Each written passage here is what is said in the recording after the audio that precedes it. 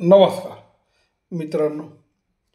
जब तक जब तक इस्लाम रहेगा तब तक आतंकवाद आतंकवाद रहेगा। गैर मुसलमान को सुरक्षित माहौल नहीं मिलेगा, हे म्हटले तस्लिमा नसरीन ह्या बांगलादेशी लेखिकाने। ह्या मुस्लिम तर आहेतच, पण बांगलादेशच्या नागरिक असूनही त्यांना त्या देशातून पलायन करावं लागलं।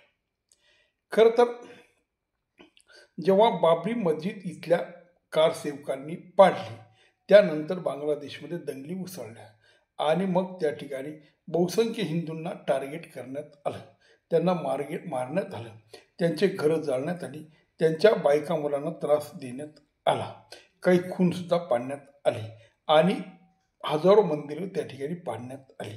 हे सगळं त्या लेखिकाला सहन झालं नाही आणि तिने त्या समाजावर मोठ्या प्रमाणात टीका केली।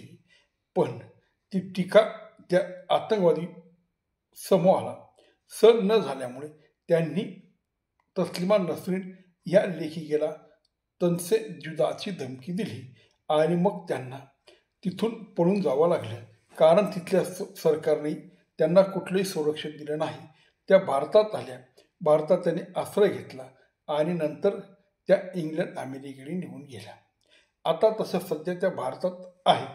त्यांनी जे पुस्तक लिहिले होतं ते पुस्तकावर बंदी घालण्यात आली आणि भारतात सुद्धा त्यावेळी काँग्रेसचं सरकार असल्यामुळे त्यांनी सुद्धा बंदी घातली आणि आज त्या बहुतेक हिंदू झालेल्या असाव्यात, कारण त्यांच्या कपाळावर कुंकू दिसतंय। पण त्या जेव्हा बांगलादेशमध्ये होत्या तेव्हा त्या मुसलमान होत्या, जन्मानंही मुसलमान होत्या आणि कर्मानंही मुसलमान होत्या।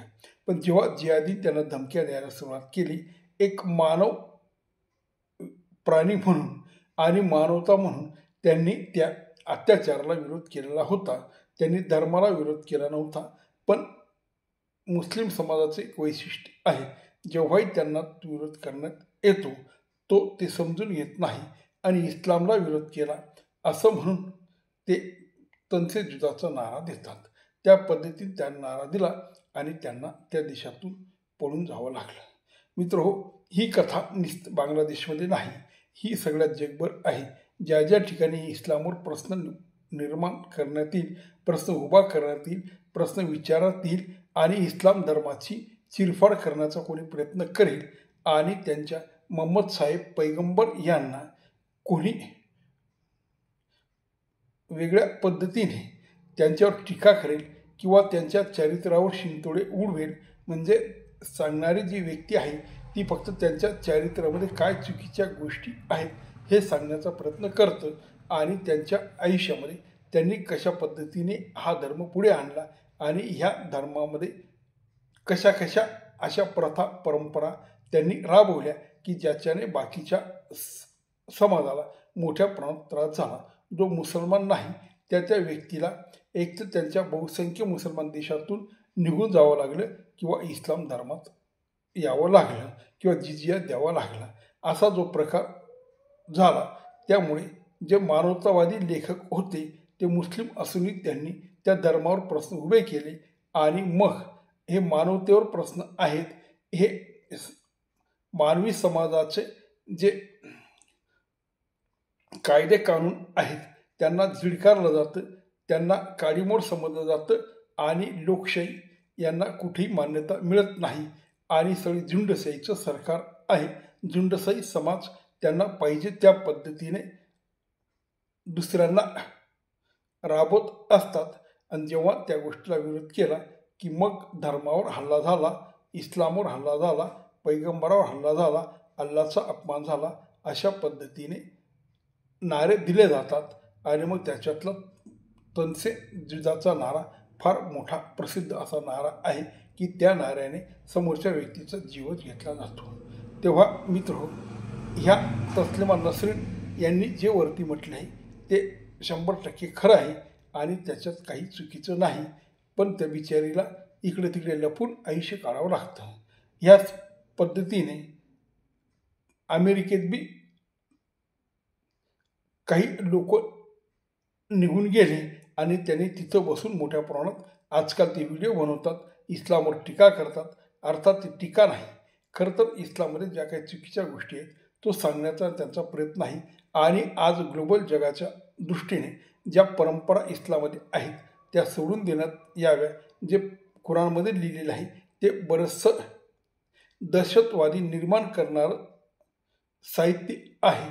तेव्हा आजच्या काळामध्ये या जुन्या गोष्टी किंवा ज्या त्या काळातल्या टोळी लोकांच्या प्रथा परंपरा होत्या त्यामध्ये मोठ्या प्रमाणात बदल करायला हवा असं हे सांगत असतात.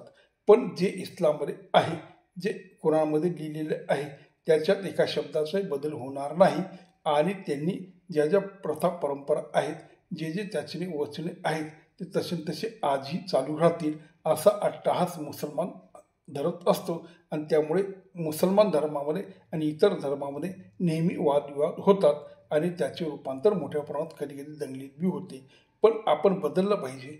ज्या पद्धतीने हिंदूने त्यांच्या ज्या प्रथा होत्या, जातीयता होती, सती प्रथा होती, या जशा त्यांनी काढून टाकल्या आणि आज तो समाज बऱ्यापैकी एकसंध होण्याचा प्रयत्न करतो. आणि त्या समाजामध्ये पहिल्यापासून दुसऱ्या समाजाशी कुठलाही द्वेष नव्हता. हा जो देश इस्लाममध्ये आहे तो काढावा आणि त्याच्या कुराणमध्ये ज्या काही गोष्टी लिहिलेल्या आहेत त्या बाजूला साराव्यात असा प्रयत्न जे उच्च विचारवादी, जे मानवतावादी इस्लाममधले विद्वान आहेत, जे लेखक आहेत ते तसा प्रयत्न करण्याचा प्रयत्न करतात. पण त्याला अशा पद्धतीने विरोध होतो आणि मग अशा तस्लिमा नसरीन यांना देश सोडून इकडे तिकडे लपून आयुष्य काढावं लागतं. नमस्कार.